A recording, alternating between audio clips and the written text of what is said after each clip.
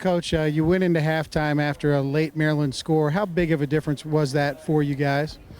Well, I think it was probably significant. I thought they got on us early, and I was really proud of the way the guys bounced back. It felt for a second that we weren't going to be able to get up to speed with them, but we got up to the speed of the game, put together a really good drive, and then it felt like it was going to be a ball game there for 60 minutes. The score before the half obviously gave a little bit of confidence in the locker room. But we wilted, in the second half. I don't know what we had there going into that last drive, maybe one first down. Our defense was just put in way too many bad situations, and then we couldn't tackle the kick returner, And even from the first kick of the game, Peter had a perfect kick. He had the ball land inside the 10. It was rolling dead, and he picks it up and just gets out of jail. We tried kicking it out of bounds 3 times. He didn't kick it out of bounds, so it's disappointing. But that was probably his single biggest factor in the game, was our inability to contain that kid. I know you mentioned in the last press conference before a week ago in Picture Day about how different the offense was this year. Talk to me about how you felt like Kyle did today. I know he had to make some decisions at the line of scrimmage. Give kind of an overview of how the offense and Kyle did in his first start. I thought it was very sporadic. When we looked good, I thought we looked really good. There were some drives where we had some confidence. I thought we controlled the line of scrimmage. And we had some balance in the pass game. We have some guys that can go down the field and make some plays on the ball, but just way too inconsistent. And I think Kyle probably got us out of a couple good plays, and he fumbled the ball, fumbled a snap one time in a critical situation. But it's his first start.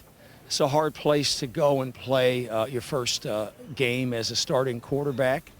So all in all, I think we can build on what we did here today. So I'd say that's probably the encouraging thing.